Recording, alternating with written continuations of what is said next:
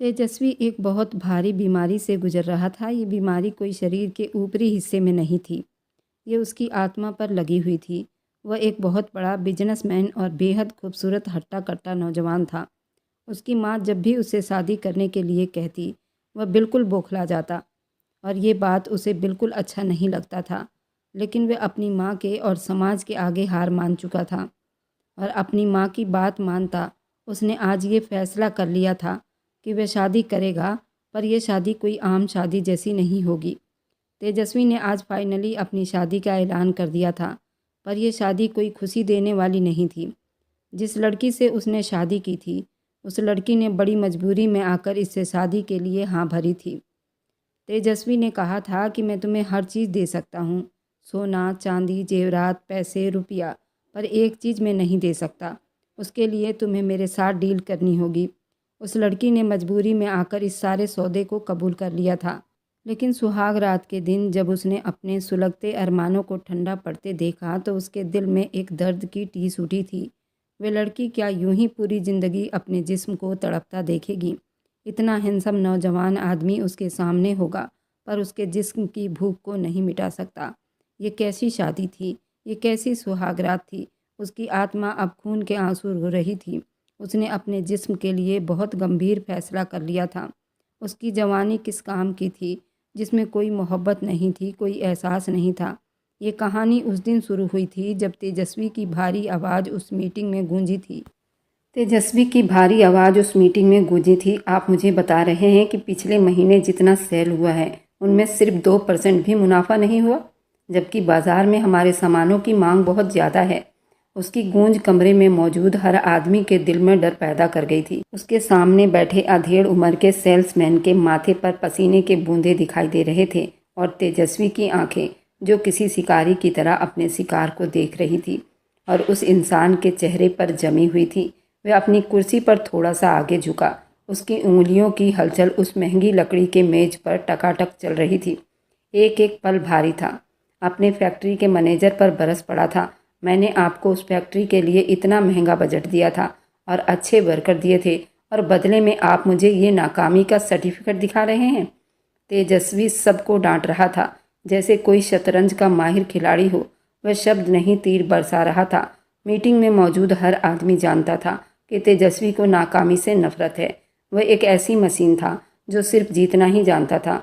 Meeting में जब सब अपनी अपनी बातें रख रहे थे, तारीफों के पुल बांध रहे थे, तब भी उसके चेहरे पर कोई असर दिखाई नहीं दिया था। उसकी दुनिया में सिर्फ कामयाबी की जगह थी, जज्बात की नहीं। शाम को जब वह अपनी मर्सिडीज में से उतरकर वीर हाउस के पार्किंग में दाखिल हुआ तो माहौल थोड़ा सा बदल गया था। बाहर की दुनिया का अड़ियल बादशाह घर के चौखट पर कदम रखते ही एक आज्ञाकारी बेटा बन जाता था। डाइनिंग हॉल में उसकी माँ सविता देवी, उसकी छोटी शादीशुदा बहन तान्या उसका इंतज़ार कर रही थी और मेज़ पर अलग अलग खानों के वैरायटी सजाए गए थे। लेकिन हवा में एक तनाव था। तेजस्वी ने कुर्सी खींची और चुप से बैठ गया। उसकी चुप्पी घर वालों के लिए नया नहीं था। सविता देवी ने एक तस्वीर धीरे से उसके आगे बढ़ाई। तेजस्वी, ये सब इंस्पेक्टर विक्रम की बेटी है, तृप्ति। बहुत अच्छी है और पढ़ी लिखी बच्ची है और भगवान ने उस पर रूप टूट कर बरसाया है। तान्या ने एक निवाला उसके मुंह में डाला और कहा, भाई आप एक बार मिल तो लीजिए। तेजस्वी ने तस्वीर को देखे बिना एक तरफ धकेल दिया। उसकी आंखों में एक अजीब सा एहसास दौड़ा था। मम्मी, मैं अभी इस वक्त इस बारे में कोई बात नहीं करना चाहता। उसके शब्द बहुत ही नरम थे और तेजस्वी की ये बातें सविता देवी की आंखों में आंसू ले आए थे। आखिर कब तक बेटा, कब तक तुम यूँ अकेले रहोगे? मेरी भी कुछ इच्छाएं हैं। मैं अपने इकलौते बेटे का घर बसते हुए देखना चाहती हूँ। लोग क्या कहेंगे, वीर सिंह का इकलौता वारिस शादी से भागता है? तेजस्वी कुर्सी से यूं उठकर खड़ा हुआ था जैसे उसे किसी ने गर्म अंगारों पर बैठा दिया हो। उसकी मुट्ठियां जोर से बंद हुई थी। लोगों की परवाह करना छोड़ दीजिए मम्मी, वह ये कहकर तेजी से अपने कमरे की तरफ बढ़ गया। अपने पीछे एक बोझल चुप्पी अपनी माँ की टूटी हुई इच्छाएं छोड़ गया। अगली सुबह तेजस्वी उसी गुस्से में और झुलझुलाहट में अपने ऑफिस में पहुंचा था। रात का बोझ अभी भी उसके दिमाग पर सवार था। उसने ऑफिस के मैनेजर को बुलाया और अपने सामने रखी नई पर्सनल असिस्टेंट की सारी फाइलों को एक झटके से गिरा दिया। कोई भी इस काबिल नहीं, सबको यहाँ से निकालो। उसकी दहाड़ सुनकर मैनेजर बिल्कुल डर सा गया था और घबरा गया था। उन सबको मेरी शक्ल से ज़्यादा मेरे बैंक बैलेंस में दिलचस्पी है। मुझे कोई काम करने वाली प्रोफेशनल लड़की चाहिए, कोई गुड़िया नहीं। मैनेजर ने हिचकिचाते हुए एक आखिरी फाइल आगे बढ़ाई। सर, ये एक आखिरी लड़की है जो इंटरव्यू के लिए बाहर बैठी हुई है। उनका नाम रचना है। उसका बायोडाटा बहुत ही दिलचस्प लग रहा है। और तेजस्वी ने बेदली से उसे अंदर बुलाने का इशारा किया। दरवाज़ा खुला और रचना अंदर दाखिल हुई। एक पल के लिए तेजस्वी की नज़र उस पर टिक गई थी। वह किसी मोम की गुड़िया की तरह खूबसूरत तो नहीं थी, लेकिन उसके चेहरे पर एक अजीब सा खिंचाव और आंखों में एक सच्चाई चमक रही थी। उसने बिल्कुल सादा से कपड़े पहन रखे थे, लेकिन उसके चलने और बात करने के अंदाजे में एक विश्वास दिखाई दे रही थी। रचना तेजस्वी के दफ्तर में असिस्टेंट की नौकरी के इंटरव्यू के लिए बैठी हुई थी। तेजस्वी ने उसकी फाइल को उचटती नज़रों से देखा, फिर अपनी कुर्सी से टेक लगाकर उसे यूं देखा जैसे उसका सर दर्द हो रहा हो। मिस रचना, आप क्यों समझती हैं कि आप इस नौकरी के लिए मुनासिब हैं? यहाँ काम करना बच्चों का खेल नहीं है। रचना ने बिना किसी घबराहट के नज़रें मिलाई। सर, मैंने आपकी कंपनी के बारे में बहुत ही बारीकी से जानकारी ली है। आपको ऐसी असिस्टेंट की ज़रूरत है जो सिर्फ आपके शेड्यूल को ना संभाले बल्कि आपके काम के दबाव को भी समझ सके। और मैं समझती हूँ कि मुझ में वो काबिलियत है और वह हौसला ज़रूर है। उसके शब्दों की सच्चाई और ठहराव ने तेजस्वी को चौंका दिया था। उसकी आंखों में छुपी रोशनी के बावजूद उसके शब्द ने तेजस्वी को कुछ और सोचने पर मजबूर कर दिया।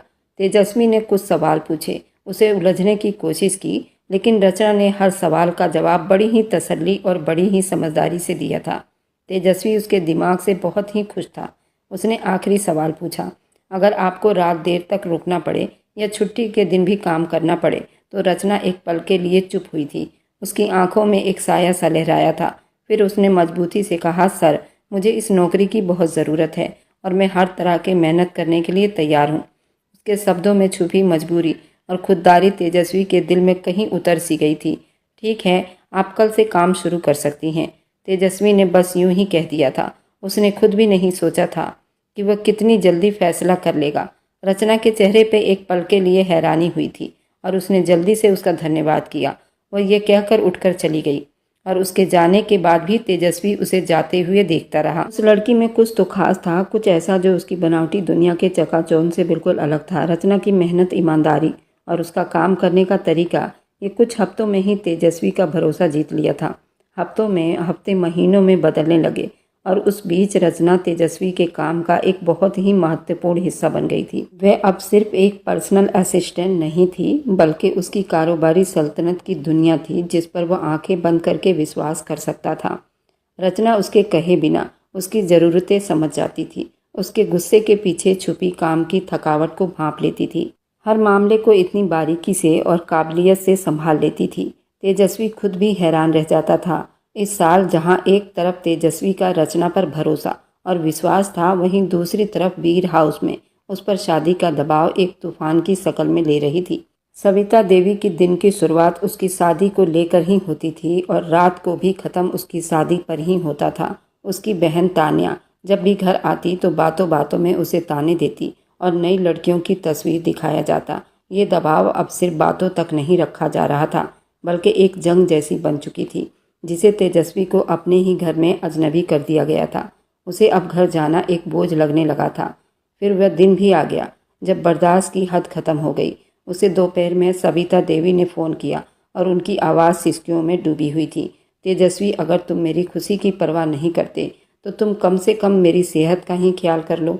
डॉक्टर कहता है मेरा ब्लड प्रेशर हर वक्त हाई रहता है। मैं तुम्हारी फिक्र में हरदम पड़ी रहती हूँ। मम्मी के ये सब तीर बनकर उसके सीने में लग रहे थे। उसने गुस्से और बेबसी के हालत में फ़ोन बंद कर दिया, लेकिन उसकी माँ की सिसकियाँ उसके कानों में गूंजती रही। उसके माथे पर पसीने आ गए। उसने अपनी टाई की नोट ढीली की। रचना ने दूर से ये सब कुछ देखा था। उसने तेजस्वी के चेहरे पर वो बेबसी देखी जो उसने किसी भी मीटिंग या काम के तनाव में नहीं देखी थी, और एक पल के लिए उस ताकतवर आदमी के अंदाजे पर कमज़ोर इंसान को देखकर ठिठक गई। आज पहली बार रचना को उस पर गुस्सा नहीं, तरस आ रहा था।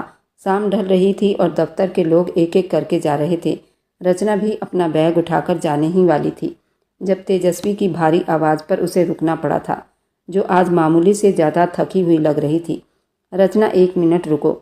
दफ्तर के कमरे में रात का सन्नाटा छाया हुआ था। एयर कंडीशन की हल्की आवाज़ और बाहर की बिल्डिंगों की रोशनियां चुप्पी को तोड़ रही थी। रचना ने पलटकर देखा। तेजस्वी अपनी कुर्सी से उठकर उसकी तरफ पीठ किए शीशे की दीवार से बाहर देख रहा था। आज फ़ोन पर अपनी माँ की सिसकियों ने तेजस्वी को अंदर से तोड़कर रख दिया था। रचना, मैं तुमसे कुछ कहना चाहता हूँ। तेजस्वी की आवाज़ में एक अजीब सी गंभीरता और थकावट दिखाई दे रही थी। रचना चुप से उसके करीब आकर खड़ी हो गई। जी सर, कहिए। मेरा परिवार, खास तौर पर मेरी माँ, मुझ पर शादी की दबाव डाल रही है। वह एक पल के लिए रुका, जैसे शब्द उसके गले में ही अटक गई हो। फिर उसने हिम्मत इकट्ठी की और कहा, मैं तुमसे शादी करना चाहता हूँ। ये शब्द एक बम की तरह रचना के सर पर गिरे थे। उसने हैरानी से उसे देखा। उसे लगा जैसे उसने सुनने में कोई गलती की हो। सर, आप ये क्या कह रहे हैं? ये कोई आम शादियों की तरह नहीं होगी और ना ही एक बिजनेस डील की तरह होगी। ये एक सौदा होगा जो सिर्फ मेरे और तुम्हारे बीच होगा। उसमें मैं तुमसे कुछ भी नहीं मांगूंगा। बदले में तुम्हें वह सब कुछ दूंगा जिसका तुमने कभी सपने में भी नहीं देखा होगा। दौलत, इज्जत, तुम्हारे बहन भाइयों की एक बेहतरीन भविष्य, तुम्हारे परिवार के सारे खर्च मेरे होंगे। बदले में मुझे तुम्हारी जिंदगी के कुछ साल चाहिए। तुम्हें दुनिया के सामने मेरी पत्नी बनकर रहना होगा, वीर हवेली की बहू का किरदार निभाना होगा। लेकिन हकीकत में हमारा रिश्ता पति पत्नी जैसा नहीं होगा। उसने मुड़कर रचना की तरफ देखा। उसकी आंखों में सालों को छुपा दर्द झलक रहा था। एक ऐसी बेबसी थी जिसे रचना ने पहले कभी नहीं देखा था। मैं ऐसी जिंदगी के लायक नहीं हूँ। ये कहते हुए उसकी आवाज़ कांप गई थी। ये रात सिर्फ मेरे और तुम्हारे बीच में रहेगी। बोलो, क्या तुम्हें ये सौदा मंजूर है? रचना कोई जवाब दिए बिना वहाँ से चली गई। घर लौटी तो उसका दिमाग काम नहीं कर रहा था। वह अपने छोटे से कमरे में बिस्तर पर बैठी थी, लेकिन उसका जिस्म अभी तेजस्वी के दफ्तर में कैद था। तेजस्वी के शब्द, उसकी आंखों का दर्द, उसकी कही हुई बातें, सब कुछ उसके दिमाग में एक भंवर की तरह घूम रहे थे। ये कैसी शादी है? एक जिंदगी के बदले दूसरी जिंदगी का सौदा। वह जानती थी ये सौदा स्वीकार करने का मतलब अब अपनी इच्छा को जिंदा दफन कर देना। क्या वह कभी मोहब्बत का एहसास नहीं जान पाएगी जिसके सपने वह बचपन से देखती आई थी? उसने अपनी माँ को हंसते हुए देखा और दवाई लेकर उनके कमरे में चली आई। माँ, आपकी दवा। उसकी माँ ने कमज़ोर हाथों से गिलास पकड़ा और प्यार भरी नज़रों से उसे देखा। जीती रहो बेटी, तुम ही मेरा सहारा हो। माँ के ये शब्द रचना के दिल में तीर की तरह लगे थे। वह सारी रात जागती रही, अपने दिल और दिमाग से लड़ती रही। उसका दिल कह रहा था ये गलत है, ये खुदकुशी के बराबर है, जबकि उसका दिमाग उसे परिवार की मजबूरियाँ और तेजस्वी की मजबूरियों को इग्नोर नहीं कर सकती थी। अगले दिन उसकी माँ की तबीयत अचानक बिगड़ गई। वह उन्हें लेकर अस्पताल भागी। डॉक्टर ने चेकअप के बाद कहा उन्हें जल्दी ऑपरेशन की ज़रूरत है, जिस पर लाखों रुपए खर्च होंगे। ये सुनकर रचना के पैरों तले से ज़मीन निकल गई थी। लाखों रुपए, वह ये रकम कहाँ से लाती? उसने अपने भाई को फ़ोन किया। उसकी आवाज़ में बेबसी दिखाई दे रही थी। यही तो पल था जब रचना ने अपना फैसला कर लिया। उसके आंसू उसके गालों पर बह रहे थे। उसके सामने उसकी माँ की जिंदगी और उसके अपने सपने थे, और एक माँ की जिंदगी से बढ़कर कुछ नहीं था। उसने कांपते हाथों से अस्पताल के कॉरिडोर में खड़े होकर तेजस्वी को फ़ोन किया। घंटी बज रही थी। रचना का दिल डूब रहा था। हेलो। दूसरी तरफ तेजस्वी की गंभीर आवाज़ उसे सुनाई दी। रचना ने गहरी सांस ली, अपनी आवाज़ को टूटने से बचाने की कोशिश करने लगी। मुझे आपकी हर बातें स्वीकार हैं। उसकी आवाज़ एक सिसकी में डूबी हुई थी। फ़ोन के दूसरी तरफ एक लंबी चुप्पी छाई हुई थी। फिर तेजस्वी की तरफ से इतनी सी आवाज़ आई, मैं तुम्हें लेने आ रहा हूँ। फ़ोन बंद होते ही रचना की आंखों से आंसुओं की झड़ी लग गई। वह अस्पताल के कॉरिडोर में दीवार से टेक लगाकर वहीं ज़मीन पर बैठ गई। उसका दिल, उसका दिमाग, सब कुछ सुन्न हो चुका था। उसने अपनी ज़िंदगी का सबसे बड़ा सौदा कर लिया। अपनी आत्मा बेचकर अपनी माँ की सांस खरीद ली। कुछ देर बाद तेजस्वी उसके सामने खड़ा था। उठो। उसकी आवाज़ में दबदबा तो था, लेकिन गंभीरता नहीं थी। रचना ने उसका हाथ थाम लिया और तेजस्वी ने अस्पताल के सारे कंडीशन के पैसे वैसे सब कुछ भरे। रचना के घर वालों को तसल्ली दी, कंपनी इलाज के सारे खर्च उठा लेगी। उस रात वह अपनी माँ के कमरे में जाकर उनके पास बैठ गया। मम्मी, मैं आपसे कुछ कहना चाहता हूँ। सविता देवी ने चौंक कर उसे देखा। जी बेटा। तेजस्वी ने गहरी सांस ली। मैंने शादी का फैसला कर लिया है। सविता देवी की आंखें खुशी से चमक उठी थी। सच? कौन है वह लड़की? वह मेरी असिस्टेंट है रचना, एक बहुत अच्छी और समझदार लड़की है। मैं चाहता हूँ कि आप कल मेरे साथ उसके घर चलिए उसका रिश्ता मांगने। बेटे के मुंह से इतनी नरमी और इज्जत से ये बात सुनकर सविता देवी के दिल बिल्कुल खुशी से पागल हो गया। अगले दिन वे रचना के घर गए। और बड़े प्यार और इज्जत से उनकी बेटी का हाथ मांगा, वह भी बहुत इज्जत के साथ। और सारे रस्मों रिवाज के साथ हुआ था। किसी को कुछ ज़्यादा सोचने समझने का मौका ही नहीं मिला था। शादी की फंक्शन शहर के सबसे शानदार और यादगार तरीके से मनाई गई थी, जिसमें मुल्क के कोने कोने से बड़े बड़े कारोबारी और बिजनेसमैन उस फंक्शन में आए हुए थे। रोशनी और फूलों की बहार थी, मेहमानों के ठहाके थे, माहौल को और ही दिलचस्प बना रहे थे। सविता देवी का चेहरा खुशी से दमक रहा था। हर आने वाले मेहमान को अपनी चांद सी बहू से मिलवा रही थी।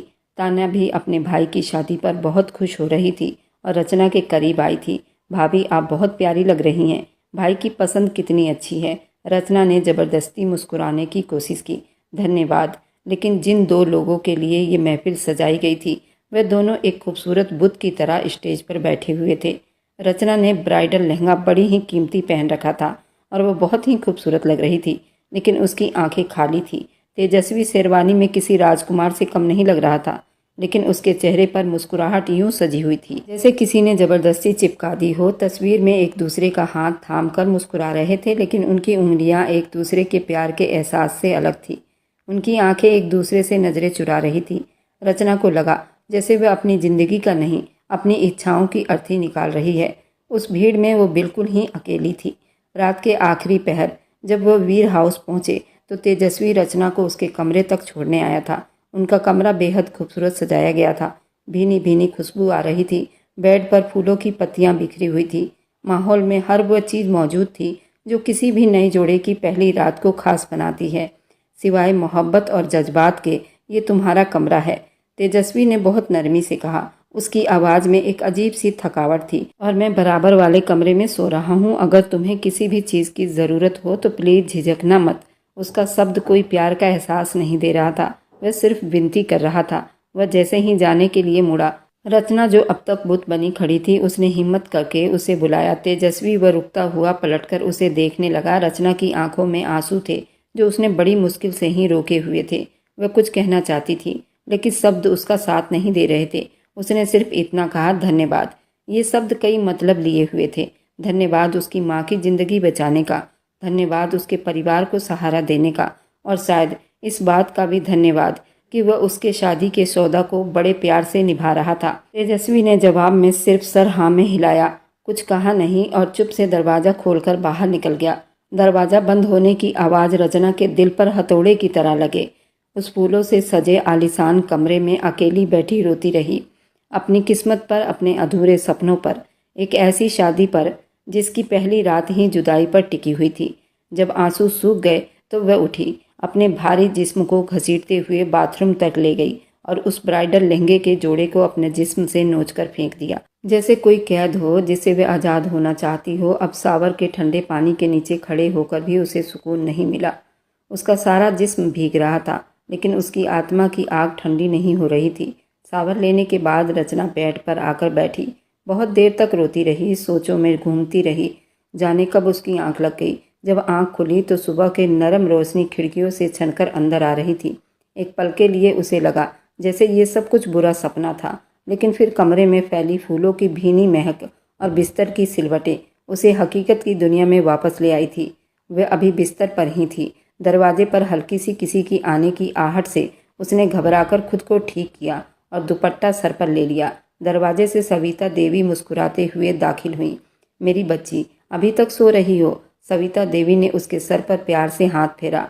अब ये घर तुम्हारा है, जब दिल चाहे उठो, जो दिल चाहे करो, बस मेरे तेजस्वी का ख्याल रखना। वे बाहर से जितना भी सख्त है, अंदर से उतना ही नरम है। जल्दी से तैयार होकर नाश्ते पर आ जाओ, हम सब तुम्हारा इंतजार कर रहे हैं। वह ये कहकर चली गई। रचना तैयार होकर नीचे नाश्ते की मेज पर पहुंच चुकी थी।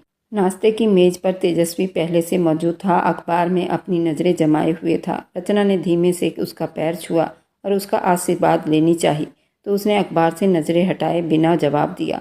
सविता देवी के आते ही माहौल बिल्कुल बदल गया। दोनों अब एक दूसरे पर ध्यान दे रहे थे, एक दूसरे से बातें कर रहे थे, बिल्कुल एक नई नवेली मोहब्बत करने वाले जोड़े की तरह। तेजस्वी ने खुद ब्रेड के स्लाइस पर जैम लगाकर उसकी प्लेट में रखा था। तुम्हारी पसंद का जैम है, उसने मुस्कुराकर कहा। रचना हैरान रह गई, उसे ये कैसे मालूम हुआ। फिर उसे याद आया कि एक बार दफ्तर में उसने अपनी दोस्त से बात की थी और तेजस्वी की याददाश्त बहुत तेज थी। रचना ने भी जल्दी अपना किरदार निभाया। धन्यवाद, आपको मेरी पसंद का इतना ख्याल है। उसने ऐसी मोहब्बत भरी नज़रों से तेजस्वी को देखा। एक पल के लिए तेजस्वी खुद भी गड़बड़ा गया। उनकी उंगलियों का टकराव जब प्लेट में रखते हुए एक दूसरे से हुआ, सब इतना हकीकत लग रहा था। वे खुद भी उस धोखे में आने लगे थे।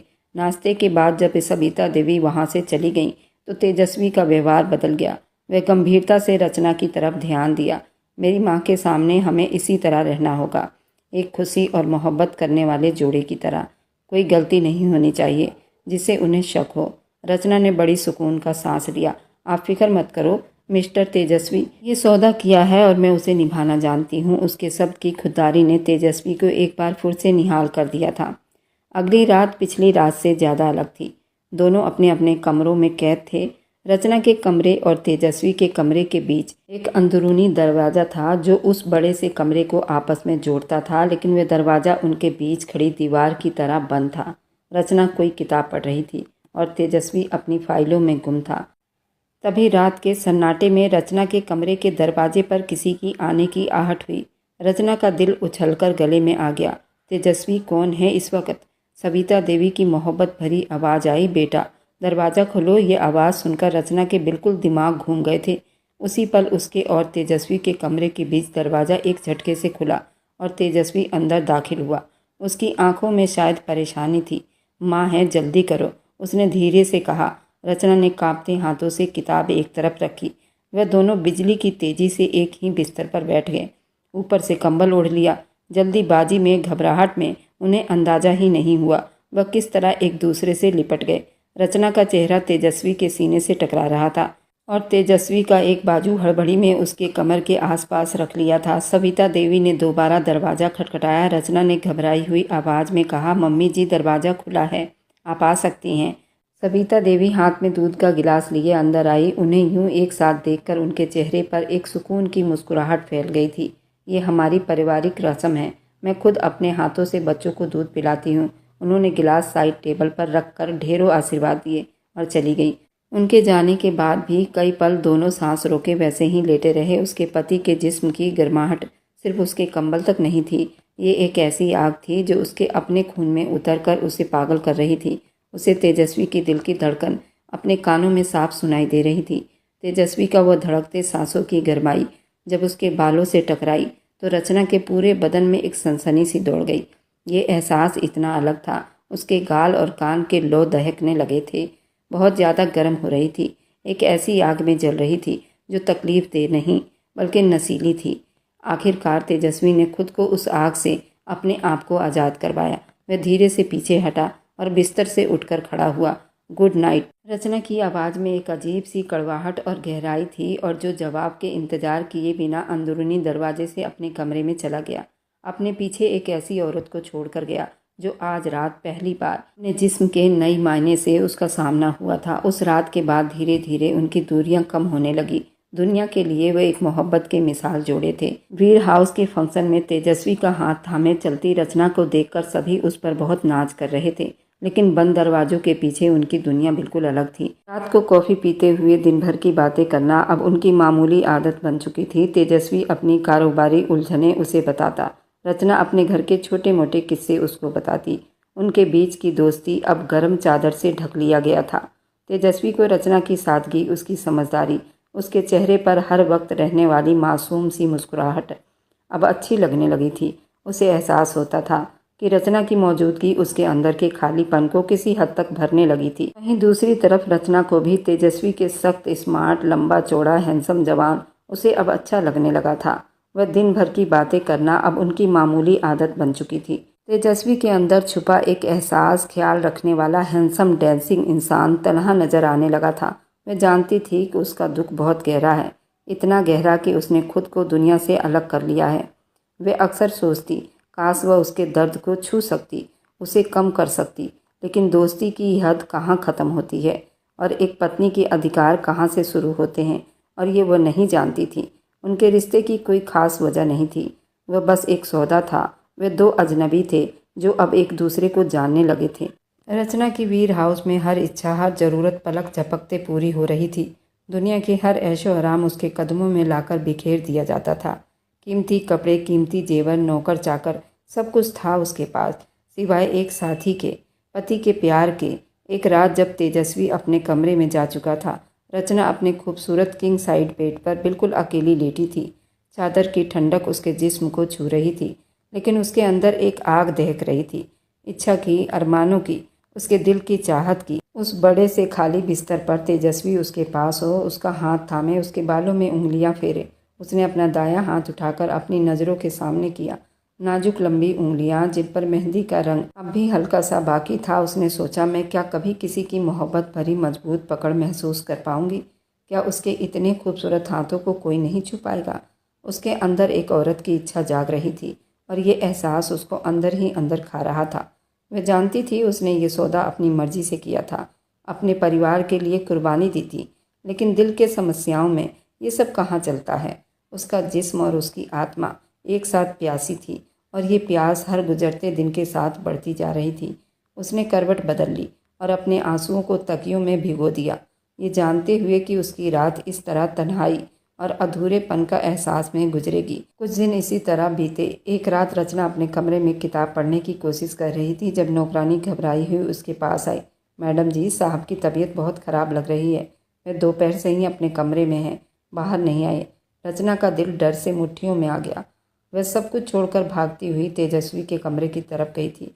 दरवाज़ा खोला, वह अंदर दाखिल हुई तो देखा कि तेजस्वी बिस्तर पर लेटा था, बुरी तरह से कांप रहा था। उसका चेहरा तेज बुखार से तप रहा था। रचना ने आगे बढ़कर उसके माथे पर हाथ रखा तो उसका हाथ जलने लगा। उसे शायद बहुत तेज बुखार था। रचना ने जल्दी नौकरानी से ठंडे पानी का बाउल मंगवाया और पट्टियां लाने को कहा।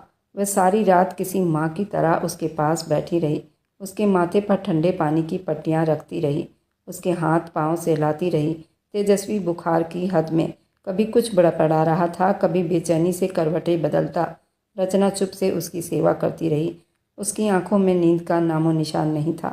रात के आखिरी पहर बुखार की हद में तेजस्वी ने अचानक रचना का हाथ पकड़ लिया। उसकी पकड़ कमज़ोर थी, लेकिन उसमें एक मोहब्बत थी। उसने रचना का हाथ खींचकर अपने सीने पर रख लिया। रचना, मत जाओ, वह किसी बच्चे की तरह बड़बड़ाया। रचना का पूरा जिस्म बिल्कुल सुन्न हुआ था। तेजस्वी के तपते हुए जिस्म की गर्मी उसके दिल की धड़कनें अपने हाथ पर महसूस कर रही थी। उस एक पल में रचना को लगा जैसे वक्त रुक सा गया हो। ये वही था जिसके प्यार के लिए वह तरसती थी और आज वह खुद उसके हाथ को थामे हुए था। वह वहीं बैठी रही, अपना हाथ उसके हाथ में दिए हुए। तेजस्वी के कमज़ोर बेबस जिस्म को देखकर रचना को उस पर बेहद मोहब्बत और तरस महसूस हुआ। ये वही ताकतवर इंसान है, तेजस्वी नहीं था जिसे दुनिया डरती थी। ये एक तनहा और बीमार आदमी था जिसको उस वक्त किसी के सहारे की ज़रूरत थी। उस रात वह बुखार में लिपटा हुआ था। रचना ने अपने दिल में तेजस्वी की मोहब्बत को हमेशा के लिए छुपा कर रख लिया था। उसे एहसास हुआ उनका रिश्ता अब सिर्फ एक सौदा नहीं था, ये उससे कहीं और आगे बढ़ चुका था। सुबह की पहली किरण जब खिड़की से छन छन कर तेजस्वी के चेहरे पर पड़ी तो उसने आंखें खोला। बुखार अब उतर चुका था, लेकिन जिसमें अभी हल्का सा दर्द बाकी था। उसने नज़र घुमाया तो रचना को कुर्सी पर बैठे देखा। उसका सर कुर्सी के पीठ से टिका हुआ था और वह उसी हालत में सो रही थी। रचना का एक हाथ अभी भी तेजस्वी का हाथ में था। तेजस्वी ने धीरे से अपना हाथ छुड़वाया बिना उसे देखे। सोते हुए उसका चेहरा कितना मासूम लग रहा था। बिखरे हुए लटे उसके गालों पर आ रही थी। तेजस्वी को याद आया, ये लड़की पूरी रात उसकी वजह से जाग रही थी। एक अनजाना सा एहसास उसके दिल में पैदा हुआ था। धन्यवाद के शब्द और अपनापन का एहसास ऐसा जागा था जो पहले कभी महसूस नहीं किया था उसने। बहुत धीरे से उसकी उंगलियों पर अपनी पकड़ मजबूत की। रचना की आंखें खुल गई। उसने तेजस्वी को जागते देखकर जल्दी से उसके माथे पर अपना हाथ रखा। भगवान की बहुत कृपा है, आपका बुखार उतर गया है। उसकी आवाज़ में फिक्र और भगवान से प्रार्थना की दुहाई चमक रही थी। तेजस्वी कुछ कह नहीं सका, बस धन्यवाद भरी नज़रों से उसे देखता रह गया। उस एक रात ने उसके बीच की हर दीवार गिरा दी थी। अब वह सिर्फ दोस्त नहीं थे, वह एक दूसरे का ख्याल रखने वाले साथी बन गए थे, जिनके बीच सबसे ज़्यादा चुप्पी से बात होने लगी थी। उस किस्से के बाद तेजस्वी का व्यवहार रचना के साथ और भी ज़्यादा नरम पड़ गया था। वह अब उसका पहले से ज़्यादा ख्याल रखने लगा था। एक दिन उसे कंपनी की एक बहुत बड़ी मीटिंग के सक्सेसफुल पार्टी में जाना पड़ा। वहाँ सारे मेहमान कपल्स को ही बुलाया गया था। उसने हिचकिचाते हुए रचना से पूछा, क्या तुम मेरे साथ चलोगी? रचना ने मुस्कुराकर हाँ में सर हिलाया। उसे एक अजीब सा सुकून महसूस हुआ था। पार्टी में पहुंचकर रचना की खूबसूरती पर सबका ध्यान चला गया था। तेजस्वी उसे अपने बिजनेस पार्टनर से मिलवाते हुए एक बहुत ज़्यादा विश्वास और गर्व महसूस कर रहा था। वे दोनों एक दूसरे के साथ बहुत तसल्ली और बहुत ही खुश लग रहे थे। इस बीच किसी ने उनसे डांस फ्लोर पर आने के लिए ज़बरदस्ती की गई। तेजस्वी के माथे पर बल पड़ गए। वह इस तरह की चीज़ों का आदी नहीं था, लेकिन उससे पहले कि वो मना करता, रचना ने बहुत नरमी से उसका हाथ थामा था। उसके प्यार में एक विश्वास था, एक चुप्पी थी, एक चाहत थी।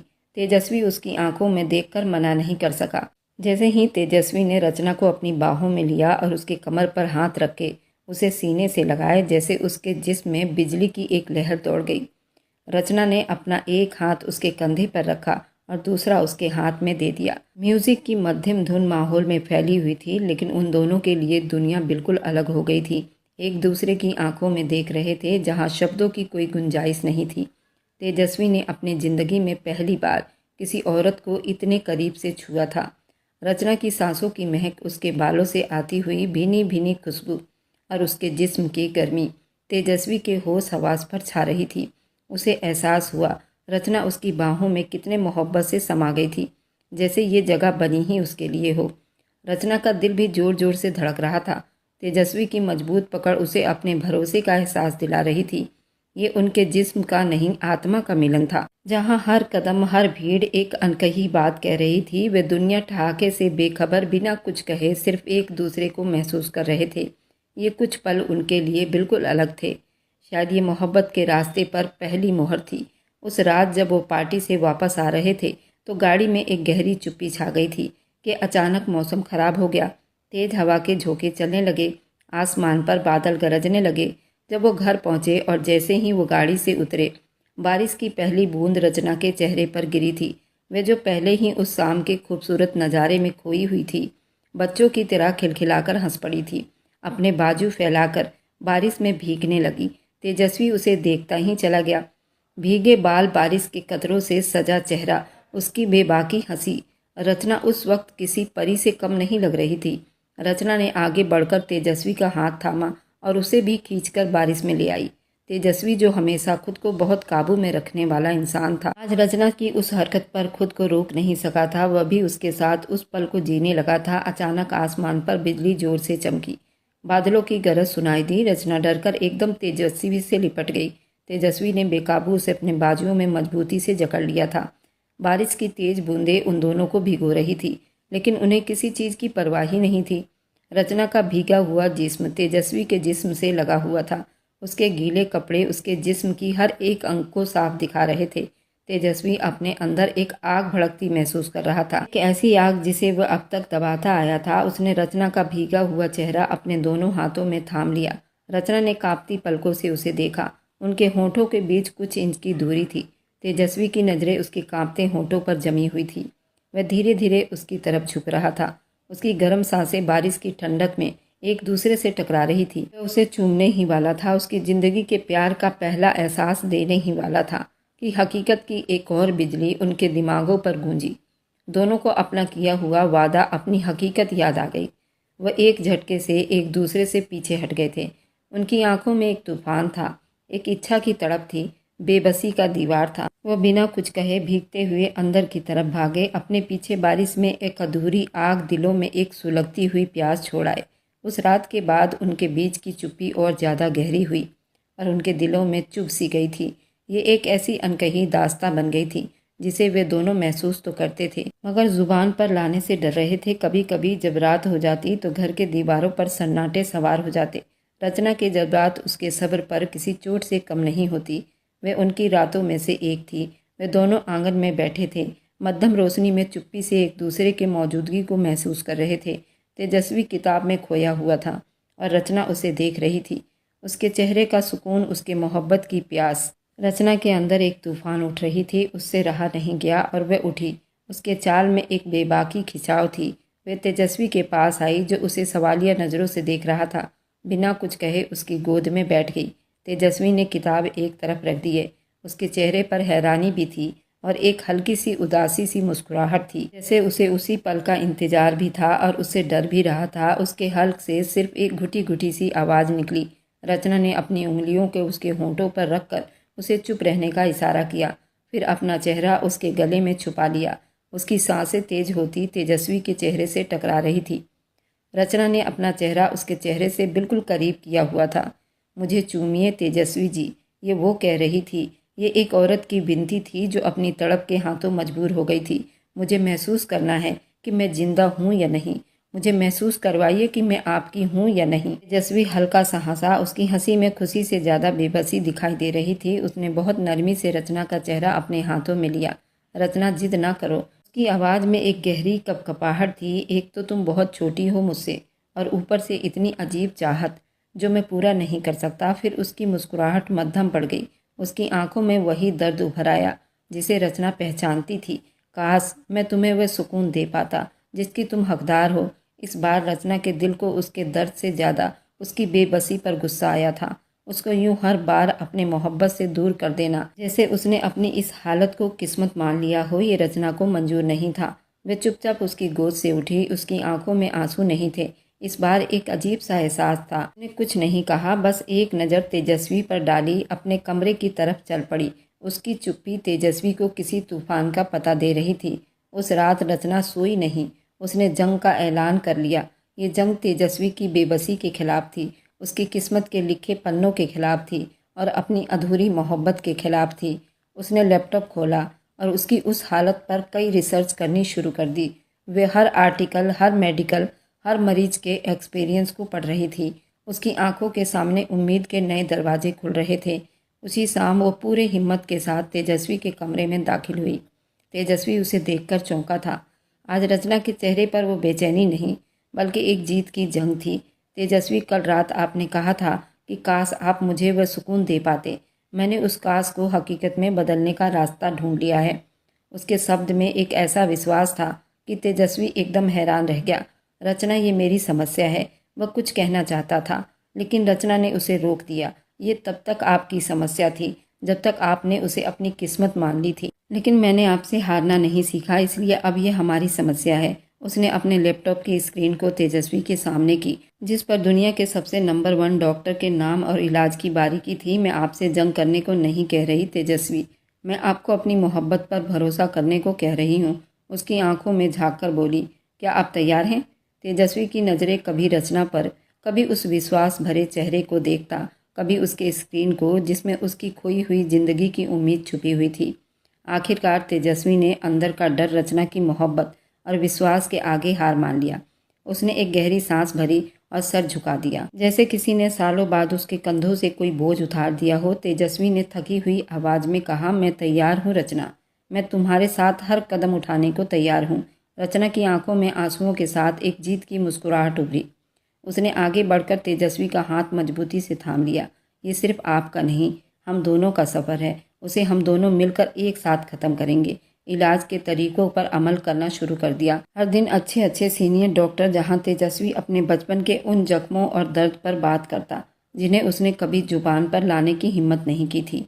रचना साई की तरह उसके साथ रहती, उसे याद दिलाती वह बिल्कुल अकेला नहीं है। लेकिन असल परीक्षा रात को ही होती, जब कमरे का दरवाज़ा बंद होता और दुनिया सो जाती। रचना ने डॉक्टरों की एक्सपीरियंस और वर्जिश की एक लिस्ट बना रखी थी। उसके अमल में एक चुप्पी और अटल वादा था, उसे परेशानी से निकाल कर ही दम लेगी। कमरे का दरवाज़ा बंद होता तो जैसे दुनिया की हर आवाज़, हर रोशनी पीछे रह जाती। अब यहाँ सिर्फ ये दोनों थे और उनके बीच भरोसा व नाजुक रिश्ता। एक नई किताब खुल चुकी थी।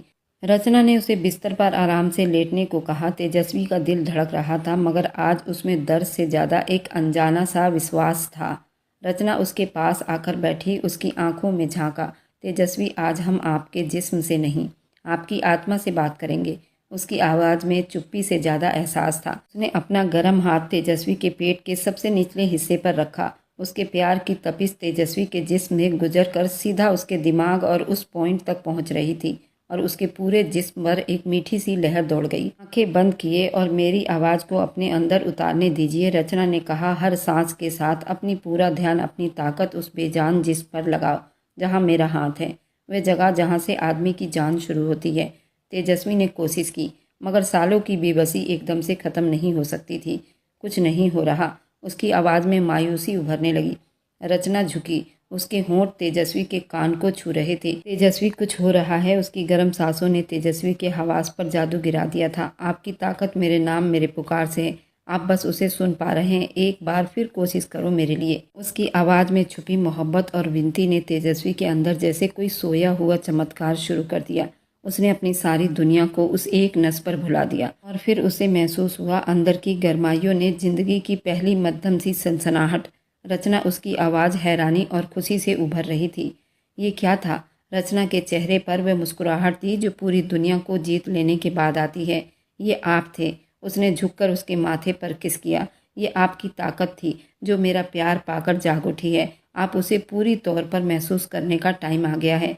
ये कहकर वह उठी। उसकी चाल में एक अजीब सा बहकाव था। कुछ पल के बाद लौटी तो उसके हाथ में गर्म खुशबूदार तेल की प्याली थी। कमरा अब इलाज में डूबा हुआ था। रचना उसकी सबसे बड़ी डॉक्टर बन गई थी। उसने तेजस्वी को पेट के बल लेटने का इशारा किया और तेल को अपनी हथेलियों में गर्म करके उसकी कमर पर रख दिया। उसके हाथ तेजस्वी के जिस्म पर ऐसे चल रहे थे जैसे कोई शायर अपनी सबसे खूबसूरत गज़ल लिख रहा हो। उसके हर प्यार में मोहब्बत थी, हर हरकत में मोहब्बत थी। उसके जिस्म के हर तनाव को ख़त्म कर रही थी ताकि उसकी आत्मा पूरी तौर पर आज़ाद हो सके। आप मेरी तरह करें। उसकी आवाज़ में एक नया सा हुक्म था। तेजस्वी बिना कोई सवाल किए पलट गया। ये पूरी की पूरी इलाज एक आशिक की अपनी मासूक के सामने थी। वह अपनी सबसे बड़ी कमजोरी उसके सामने बेनकाब किए लेटा था। रचना ने तेल उसकी छाती पर लगाया, उसके दिल की धड़कनों को महसूस किया। उसके हाथ उसके नाभ से होते हुए उस लकीर पर जा ठहरी जहाँ उसकी मर्दानगी की पहचान होती है। उसका प्यार, उसका इलाज अब उसके नसों में उतर रहा था। तेजस्वी का सांस जैसे रुक सा गया था। रचना ने उसकी आंखों में देखा। डरिए मत, ये आपकी ताकत का घर है और आज मैं उस घर को हमेशा के लिए ताकतवर बना दूंगी। उसने गर्म तेल उसके मर्दानगी के सोए हुए जगह पर डाली। तेजस्वी के मुंह से एक गहरी सिसकी निकली। रचना ने अपनी पूरी मोहब्बत और ध्यान से अपनी उंगलियों में समेट ली और उसके जिस्म से उस मर्ज की मालिश करने लगी। उसका प्यार इतना गहरा, इतना बेकरार था कि तेजस्वी को लगा जैसे उसकी उंगलियां उसके जिस्म पर चमत्कार कर रही हो। उसका जादू जैसे प्यासी बुझी हुई नसों में पहुंच चुकी थी। एक आग उभर रही थी और उसके खून को पिघलाकर एक तूफान बना रही थी। तेजस्वी को अपने जिस्म के उस हिस्से में जहां सालों से मौत की छुपी थी, वहां साफ साफ एक हरकत महसूस हुई।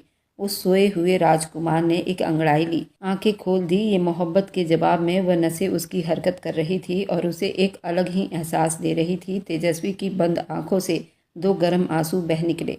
रचना ने झुककर उन्हें चूम लिया।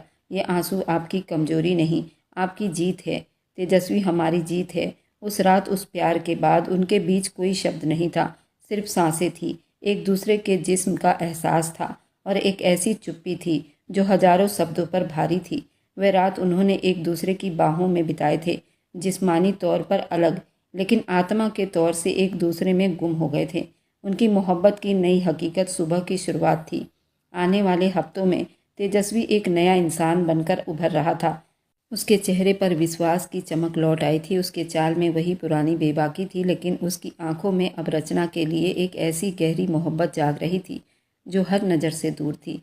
उनकी रातें अब इलाज से ज़्यादा मोहब्बत की भेंट बन चुकी थी, जहाँ वह एक दूसरे के जिस्म के भेद, मोहब्बत के नए नए तरीकों को सीख रहे थे।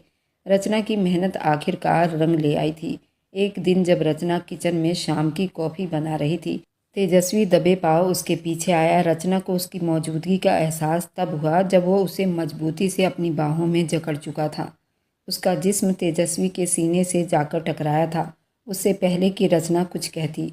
तेजस्वी के गर्म होंठ उसके गर्दन के नाजुक जगह पर चला गया। रचना के हाथ से कॉफ़ी का मग गिरते गिरते बचा। उसके पूरे जिस्म में एक मीठी सी सनसनी दौड़ गई। तेजस्वी, उसकी आवाज़ कांपती हुई मीठी सी आवाज़ थी। तेजस्वी ने उसे अपनी तरफ झुका लिया। उसका एक हाथ रचना की कमर पर था, दूसरा उसके बालों में। आज के बाद कोई इलाज नहीं, कोई वर्जिश नहीं। रचना, उसकी आवाज़ में एक गहरी मर्दानगी झलक रही थी। डॉक्टर ने कहा है मैं पूरी तरह ठीक हो गया हूँ। ये कहते ही उसने रचना के कांपते होंठ पर अपने होंठ रख दिए। ये कोई नरम किस नहीं था, ये एक ऐलान था, एक जीत का, जश्न का। और तेजस्वी उसे बड़ी मोहब्बत से चूम रहा था। उसके होठों को, उसकी आत्मा को जैसे पी रहा हो। उसकी जुबान पर बेबाकी से रचना की जुबान से उलझ गई।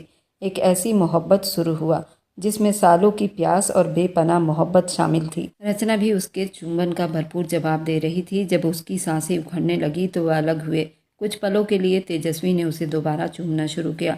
इस बार उसका हाथ रचना की कमर से फिसलता हुआ उसके ब्यूटी बॉल पर चला गया। उसने कपड़ों के ऊपर से ही उसे अपनी पकड़ में ले लिया तो रचना के मुंह से एक बेबाकी सी सिसकी निकली थी। तेजस्वी का प्यार उसे पागल कर रहा था, उसे छेड़ रहा था, अपनी मोहब्बत की शिद्दत का एहसास दिला रहा था। वे दोनों किचन में ही एक दूसरे में खोए हुए थे। आने वाली रात के हसीन सपने अपनी आंखों में सजाए। आखिर में वह रात आ ही गई जिसका उन्हें बेसब्री से इंतजार था।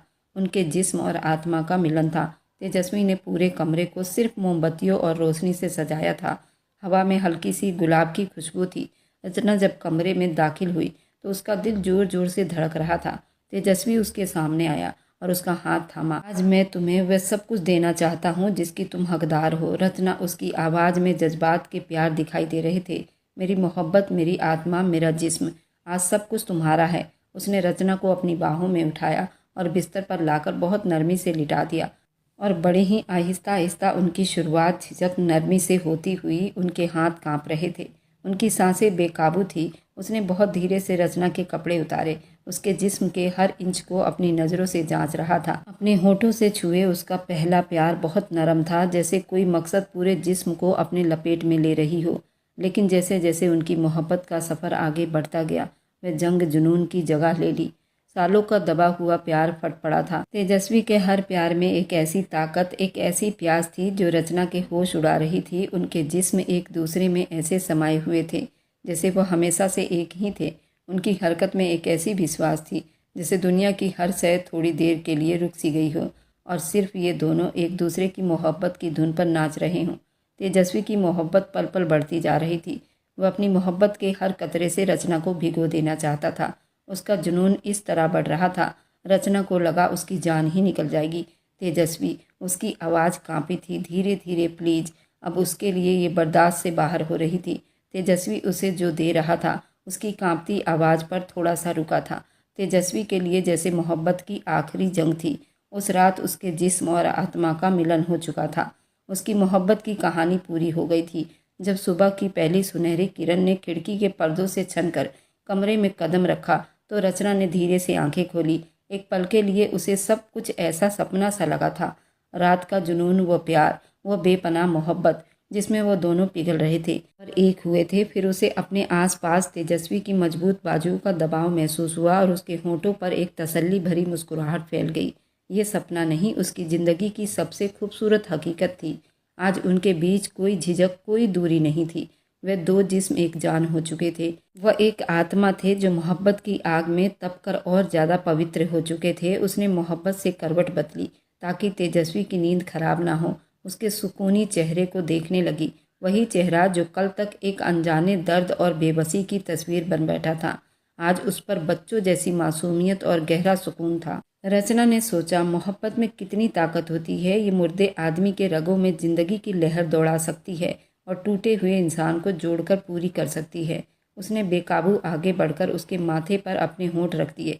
उसके नरम मोहब्बत की गर्मी से तेजस्वी ने धीरे से आंखें खोल लिए। उसकी आंखों में नींद का खुमार था और एक ऐसा गहरा बेबाक समुंदर था जिसमें सिर्फ और सिर्फ रचना की मोहब्बत दिखाई दे रही थी। उसने कुछ नहीं कहा, बस एक मुस्कुराहट के साथ रचना को अपनी बाहों में और ज़्यादा करीब खींच लिया। उसका चेहरा अपने चौड़े सीने पर छुपा लिया जैसे उसे दुनिया की हर नज़र से सुरक्षित कर लेना चाहता हो। उसके दिल की धड़कन रचना को अपने कानों में साफ सुनाई दे रही थी, एक ऐसी धड़कन जो सिर्फ उसी के नाम पर धड़कती थी। रचना के इंतजार के कई पलों के बाद तेजस्वी की आवाज़ रात के जुनून के बाद बहुत गहरी और सुकून में बीती थी। तुमने मुझे दोबारा जीना सिखाया। ये सिर्फ शब्द नहीं थे, ये उसकी आत्मा का विश्वास था जिसे आज जुबान मिल गई थी। रचना ने उसके सीने से सर उठाकर उसकी आंखों में देखा। नहीं तेजस्वी, उसकी आवाज़ में मोहब्बत की नरमी थी। हमने एक दूसरे को जीना सिखाया है। आपके बिना मैं अधूरी थी। तेजस्वी ने उसके बालों में उंगलियां फेरते हुए कहा, मैंने तुम्हें कुछ भी नहीं सिखाया, सिर्फ अपनी आत्मा का मिलन करवाया। ये कहते ही उसने रचना के होठों को अपने होठों की पकड़ में ले लिया। ये एक लंबा किस्सा धीरे धीरे गहरा होता गया, जिसमें रात की थकन, सुकून, एक नई जिंदगी की शुरुआत शामिल थी। वे दोनों चुप से एक दूसरे में खोए रहे, अपनी सांसों की गर्मी, दिल की धड़कनों को महसूस करते हुए। उनकी मोहब्बत की कहानी को, जो एक मरी हुई आत्मा और सौदे से शुरू हुई थी, आज अपनी हकीकत और खूबसूरत बनावट को पहुंच गई थी। वक्त जैसे पर लगाकर उड़ने लगा। उनका हर दिन त्यौहार जैसा बीतने लगा था। हर जगह खुशियां ही खुशियां थी। तन्हाई मिट चुकी थी। अब रचना की हंसी, उसकी चूड़ियों की खनक, उनकी मोहब्बत भरी चुप्पी से हर वक्त गूंजती रहती थी। तेजस्वी अब वो पहले वाला अड़ियल बिजनेसमैन नहीं था। उसकी व्यक्तित्व में मोहब्बत ने एक ऐसी नरमी और ठहराव पैदा कर दिया था कि उसके सारे वर्कर हैरान थे। अब वो हर पल रचना के साथ बिताना चाहता था, उसकी हर खुशी को अपनी आंखों से देखना चाहता था। एक शाम वह दोनों पार्क में टहल रहे थे। चांदनी रात थी, फूलों की खुशबू हर तरफ फैली हुई थी। रचना चलते चलते अचानक खामोश हो गई। तेजस्वी, जो उसके हाथ में हाथ डाले चल रहा था, उसकी चुप्पी और हाथ की हल्की सी कपकपाहट को जल्दी महसूस कर लिया और रुक गया। उसे अपनी तरफ घुमाया। क्या हुआ रचना? तुम परेशान लग रही हो। रचना ने नज़र झुका ली। तेजस्वी, हमें साथ रहते इतने महीने हो गए, पता नहीं हमारा बच्चा होगा भी या नहीं। डॉक्टर कहते हैं कभी कभी इस समस्या के बाद वह अपनी बात पूरी न कर सकी। उसके शब्द में एक अनजाना सा डर था, अपनी मोहब्बत की उस खूबसूरत रिश्ते को पूरा न होने का डर। तेजस्वी ने उसे अपने बाहों में भर लिया और उसका सर अपने सीने पर रख लिया और एक सिसकी ली। तुम मेरी तरफ देखो। उसने रचना का चेहरा अपने हाथों के प्यालों में थाम लिया, उसकी आंखों में झांका। रचना, मैंने कई सालों तक एक अधूरी बेमतलब जिंदगी बिताई है। मुझे लगता था कि मेरी दुनिया में खुशी का कोई ठिकाना नहीं है। फिर तुम मेरी जिंदगी में आई। तुम मेरी खुशी और मेरा सुकून बन गई, मेरी मंजिल बन गई। अगर बच्चा हुआ तो हमारी मोहब्बत का सबसे खूबसूरत सबूत होगा, लेकिन हमारी मोहब्बत उस सबूत की मोहताज नहीं। हमारा इश्क खुद अपनी सबसे बड़ी पहचान है। अगर भगवान ने हमें औलाद दी तो हम मिलकर उसे दुनिया की हर खुशी देंगे, और अगर उसकी रजा कुछ और हुई तो मैं अपनी बाकी की सारी ज़िंदगी तुम्हें ये बताने और जताने में बिता दूंगा कि तुम अकेले मेरे लिए काफ़ी हो, तुम मेरी पूरी दुनिया हो। तेजस्वी के उन शब्दों ने उसकी आंखों में मौजूद सच्चाई बयां कर दी। रचना के दिल से हर दर्द, हर डर निकाल कर फेंका था। उसने उस दिन खुद को सुरक्षित महसूस किया, और फिर कुछ महीनों के बाद वह पल आ ही गया था जब उनकी मोहब्बत पर आसमान से चमत्कार हुआ था। रचना ने कांपते हाथों से एक छोटा सा खूबसूरत सा सजा हुआ डब्बा था तेजस्वी को थमाया, और तेजस्वी आश्चर्य में पड़ गया था। ये क्या है? तेजस्वी ने मुस्कुराते हुए पूछा था। खोल कर देख लो। रचना की आवाज़ खुशी से कांप रही थी। तेजस्वी ने डब्बा खोला। उसमें टिश्यू पेपर में लिपटा हुआ रबड़ का नन्हा सा बच्चा था। तेजस्वी ये देख सुन रह गया। उसने उस बच्चे को हाथ में लिया। वह उसकी हथेली से भी छोटी थी। उसने नज़रें उठाकर रचना को देखा। उसकी आंखों में एक विश्वास और सवाल था। रचना ने हंसते हुए आंसुओं के साथ हाँ में सिर हिला दिया। तेजस्वी के चेहरे पर जो असर उभरे, उन्हें शब्दों में बयां करना बड़ा मुश्किल था। खुशी, हैरानी, धन्यवाद, अनकही मोहब्बत, एक सैलाब था जो उसकी आंखों में निकला था। एक झटके से रचना को अपनी बाहों में भरकर उसे उठा लिया, जैसे वह कोई पंखों वाली परी हो। वह दीवाना होकर उसे उठाते घूमने लगा। रचना, रचना, तुम सच कह रही हो, मैं पिता बनने वाला हूँ। उसकी आवाज़ खुशी से उभरी थी। हाँ तेजस्वी, हम माँ बाप बनने वाले हैं। ये हमारी मोहब्बत का सबूत है। रचना, हमारा अपना एक जिस्म, जिसे अब बाहों में उठाएंगे। उसे बालकनी में ले आया, जहाँ कभी एक अधूरा सपना रह गया था। आज वही दोनों खड़े थे, अपनी आंखों में आने वाले कल के अनगिनत हसीन सपने सजाए। तेजस्वी ने उसे नीचे उतारा और पीछे से अपनी बाहों के दबाव में ले लिया। उसके हाथ बहुत नरम और सुरक्षित थे, रचना के पेट पर थे। यहाँ से हमारी कहानी शुरू नहीं होती। रचना, तेजस्वी ने उसके कान में धीरे से कहा। यहाँ तो सिर्फ एक सौदा हुआ था। हमारी कहानी तो उस दिन शुरू हुई थी जब तुम्हारे प्यार ने मेरी टूटी हुई आत्मा को जोड़ दिया था। और अब देखो, हमारी मोहब्बत एक नई जिंदगी को जन्म देने जा रही है। वे दोनों चुप से अपने घर के बने मंदिर में भगवान के चरणों में गिर गए थे और भगवान के तरफ देखते चुप से दोनों भगवान का धन्यवाद कर रहे थे। भगवान ने उन दोनों पर चमत्कार किया था। अगर आज की कहानी आपको अच्छी लगी है तो आगे की और आने वाली सारी दिलचस्प रोमांटिक कहानियों के लिए मेरे चैनल को लाइक और सब्सक्राइब करते जाएं।